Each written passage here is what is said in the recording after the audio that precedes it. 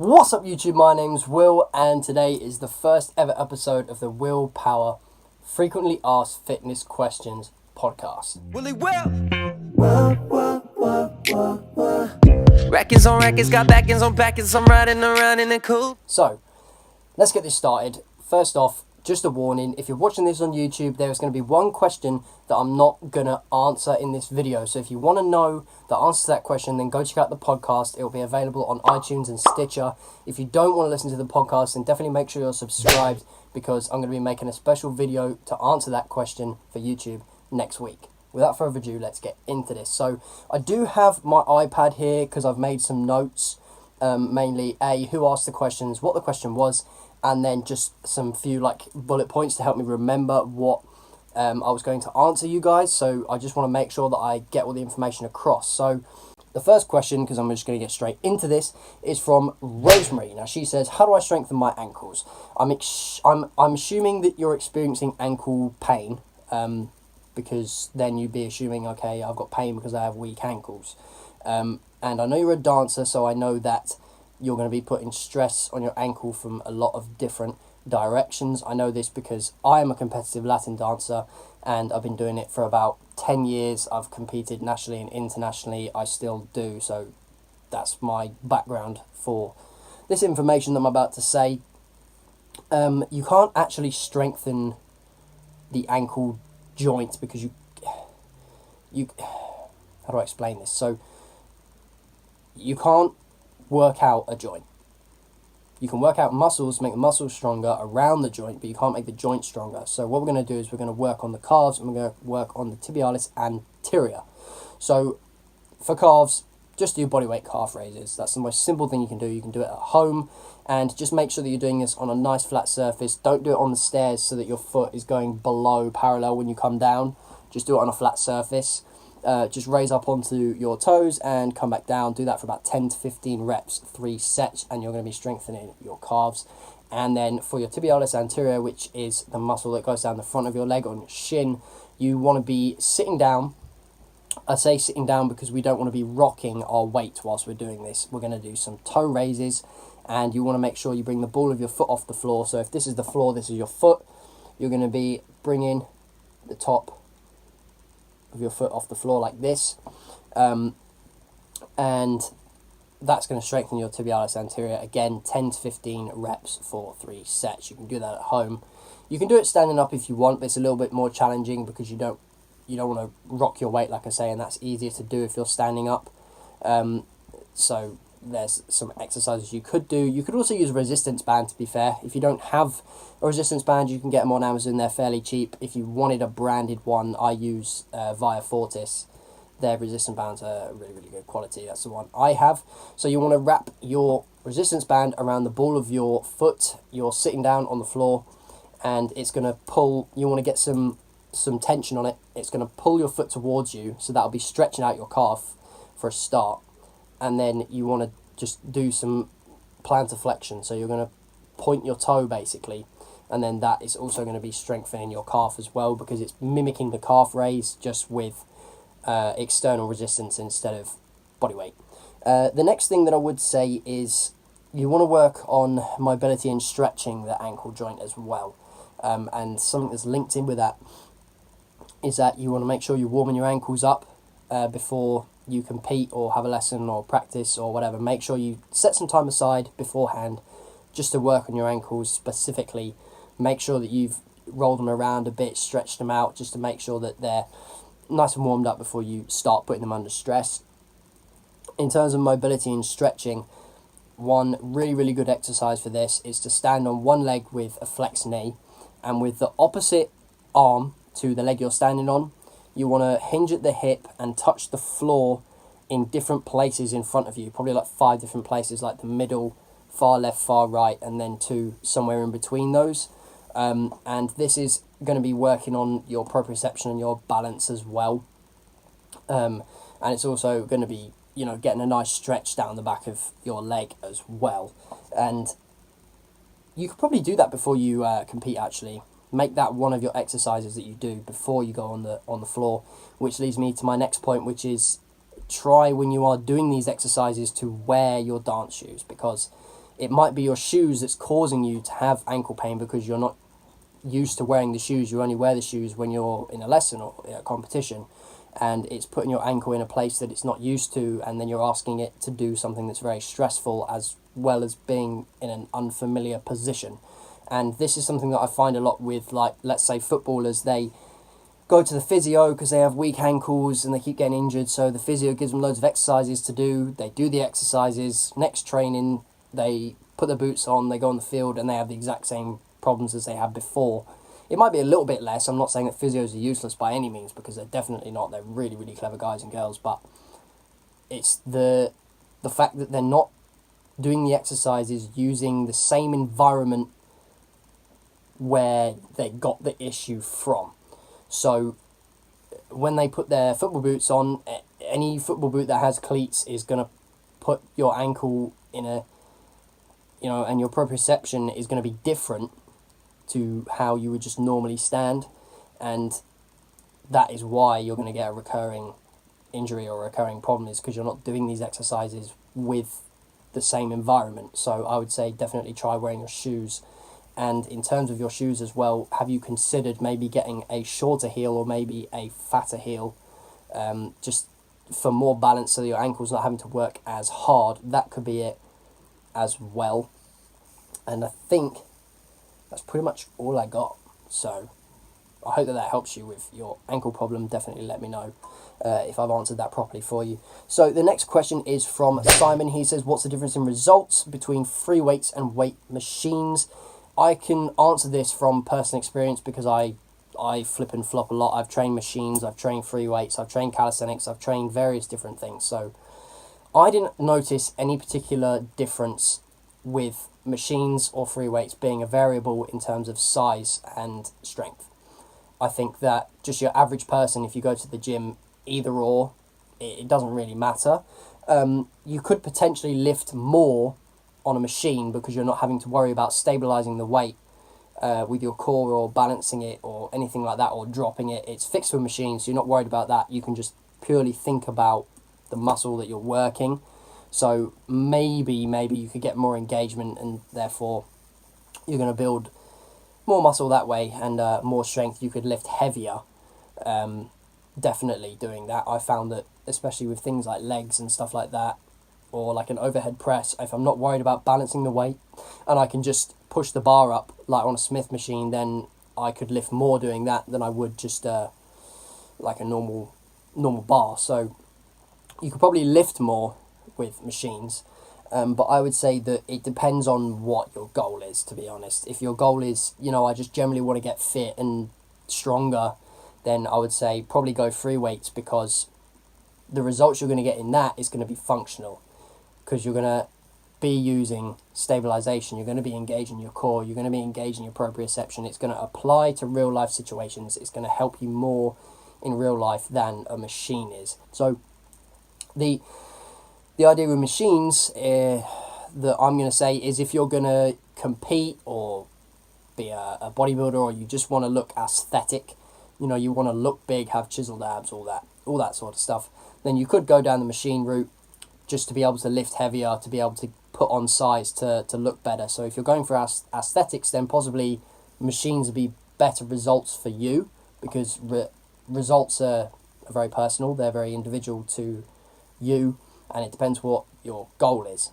So if your goal is to look aesthetic and get big but not actually be functionally strong, you just want to compete or look good for your mates, then do that. Then if you want to make it applicable so that you're stronger in everyday life situations, then I definitely go down the free weights route. So basically what I think is that free weights are better for true applicable functional strength. However, potentially you could lift more, be able to lift heavier and put on more size with machine weights. So it's what your goal is, to be honest. I hope that answers your question. Next one we have is from Hayley. Why can't I get motivated to get fit? So this is one of the hardest questions to answer, not because I don't know the answer, not because it's hard for me to come up with something, it's because it's very hard for the person asking the question to accept the answer. And motivation is extremely personal, and it has to come intrinsically. And by this, what I mean is you've got to stop looking for external source to get you motivated. You have got to produce the motivation yourself. Sure, you can go on YouTube, you can look up motivational speakers, you can look up montages to get you a kickstart, but that's going to last you 1 or 2 days, absolute maximum, before you just slip back into whatever you were doing before and not being motivated to go or get fit or whatever it is that you want to do. I mean, I watched Gary Vee for some motivation just in general life and in business. If you've not checked out his channel, then definitely go YouTube Gary Vee right now and watch his videos. It will change your life. And he definitely gets me motivated, but that only lasts for a short period of time. After that initial kickstart of motivation, I have to continue that myself. And that's when it becomes less about motivation and more about discipline. You've got to make sure that when the motivation stops from an external source, that you are disciplined enough to be able to go to the gym when you don't really want to go. Because then if you choose not to go to the gym and deviate from your program or, you know, your plan of what you want to do, let's say you want to go to the gym twice a week, and, you know, you do that for 2 weeks, and then the next week you think, oh, I just don't really want to go, I want to watch Netflix and eat pizza instead. If you do that and don't go to the gym, then you're going to be putting holes in your program and you're not going to see the results that you expected to see, and that's going to demotivate you to continue. And that's why you can't get motivated, maybe, I don't know. But if you were to say to yourself, I don't really want to go, but I'm going to make myself go even though I don't want to, and then you have an awesome session, you lift heavier than you've ever lifted before, you run further than you've ran before, because that's what happens to me. If I don't want to go to the gym and I make myself go, when I get there, it's hard to start with, but then after that, I actually find that that's probably one of my best sessions I have. That's when I make the most progress. And then by going, even when you don't want to go, then you will see the results, and those results will motivate you to continue. I know this is a lot about how to maintain motivation rather than gain motivation in the first place, but the reason I'm saying that is because, like I said before, you can get motivation from an external source to get yourself started, but after that, if you don't continue it yourself with discipline, then you're just going to end up back on YouTube, starting the cycle again, trying to get motivated, then not going, getting demotivated, and it's just going to be a negative cycle. Whereas if you were to go when you didn't want to go, then you'd stick to the program, you'd get results from that, and then that'd give you motivation to keep doing that, and then it becomes a positive cycle. So that's the reason why I'm sort of talking more about maintaining it rather than gaining it. The other thing is that it's all about priorities, right? Everything in life is about priorities. So I hate when people say to me, Will, I don't have time. Like, yes, you do. What do you mean you don't have time? Everybody has the same amount of time in the day. 24 hours in a day. Like, it is irrelevant, like, what your life is like. Okay, everybody needs 8 hours of sleep. There's 8 hours, right? Let's say you then have a job as well.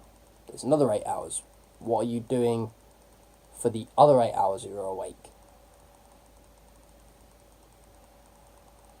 I'm just saying, like, it's about priorities. So I'm not by any means saying that fitness has to be your priority. Maybe that's actually why you are struggling to get motivated, because it's simply not your priority.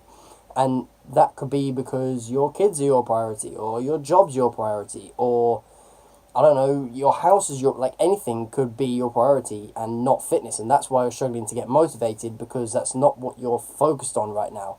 And it's all about self-awareness. So I would definitely say, have a look at that yourself. Say, what is my number one priority right now? And if it's not fitness, then that may be why you're not motivated to get fit, is because your mind is thinking about something else. You're concentrating on something else.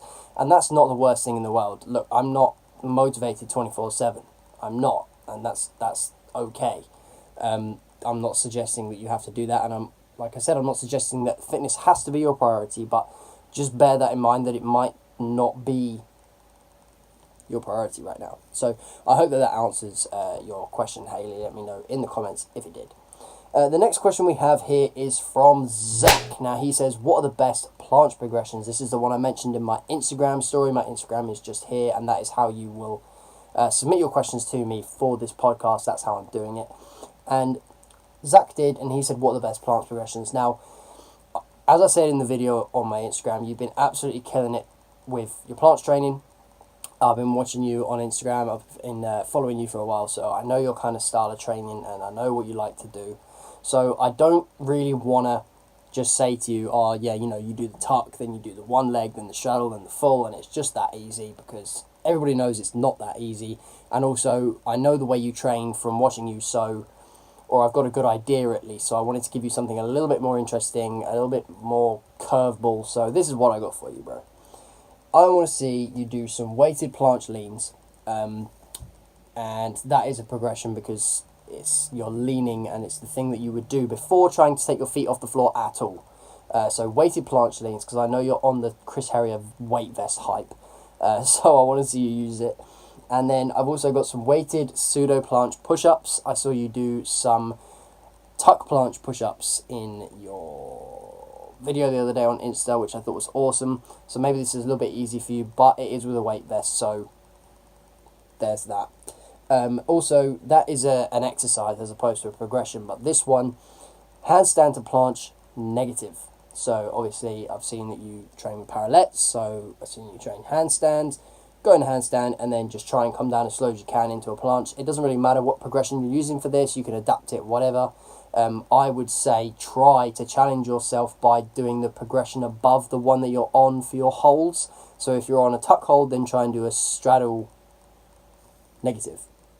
Let me know if this is what you are after. I really hope that it's creative enough for you, because I think that you're a really creative dude with the way that you train, and I definitely want to know if you try any of these out. So definitely film it and tag me in it on Instagram so I can see, and let me know your comments and your thoughts on what I've suggested.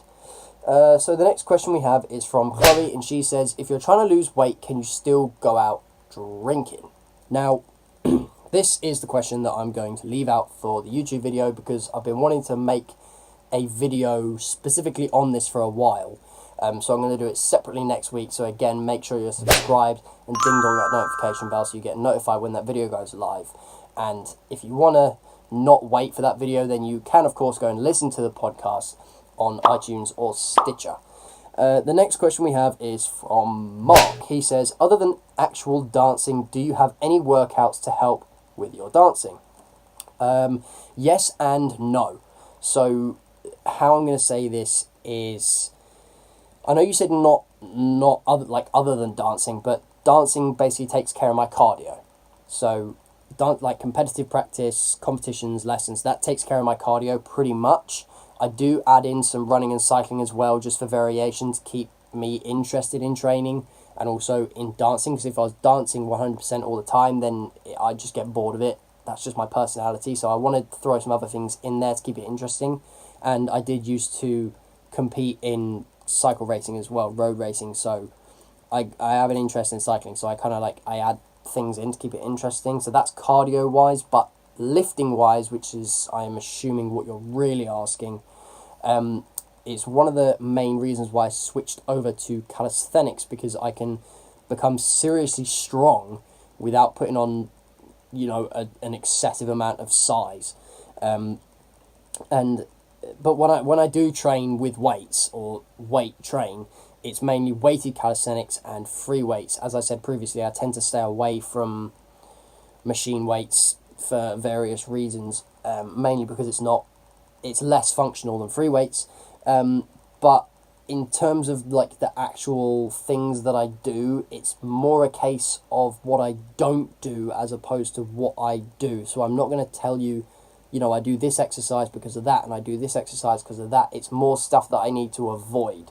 So yeah, that's basically how this is going to work. I tend to stay away from heavy lifting, like low reps work, dead heavy weight, 1 rep maxes, that sort of stuff. I tend to stay away from that because that's what's going to build big mass, and I just don't need that for dancing and the physique that I need for dancing, and I need to stay flexible and have good range of motion. I am of course aware that there are people who are absolute units who do have really good flexibility, like gymnasts. However, they put aside huge amounts of time for training flexibility and mobility and all that sort of stuff, which, although I should as a dancer, I know that I won't. And again, self-awareness, I know that I won't do that. So if I do lift heavy, then I am going to lose range of motion and flexibility at the joints and stuff, which is just not what I need. So that's why I stay away from heavy lifting. I do, however, train a lot of core, and basically that comes from calisthenics as well. I do target specifically the abdominals a lot of the time. However, calisthenics is mainly compound exercises, which uses a lot of whole body activation, stabilization, all the rest of it. So there's that. Also, I try to do some unilateral work as well to make sure there's no imbalances. Obviously, again, very important for dancing that one side's not stronger than the other. Everything's got to be really balanced and finesse and all of that jazz. And also, I do try and include some sort of element of balance in there as well. So especially with legs, so like I'll do something like pistol squats or weighted pistol squats, or that sort of stuff. I hope that answers your question and gives you a little bit of insight into how I train as a dancer. If it doesn't, then let me know in the comments below, and I'll try and explain it better than that. But I think, guys, unfortunately, or maybe fortunately, if you've got bored of me rambling by this point, that is the end of the podcast. So all I really wanted to say was, I really want to know your opinions on this. If I've answered your question, then hit me up. Let me know if I've answered it okay enough for you. If you want a further explanation, then DM me. I'll explain it further for whatever extra question you have on top of what you asked if I didn't explain it. And also, this is my Instagram up here. For the next Q&A, what I want you to do is go follow my Instagram, and then just check my story for when I post the next questions segment. It will be up there. It will be titled FAFQs, so that you know that it's for the podcast, and just drop your question in there, and then I'll be selecting roughly the same amount of questions for the next episode. As always, guys, if you're watching this on YouTube, don't forget to subscribe, don't forget to leave a like, and thank you very much for watching and listening. I'll see you in the next one.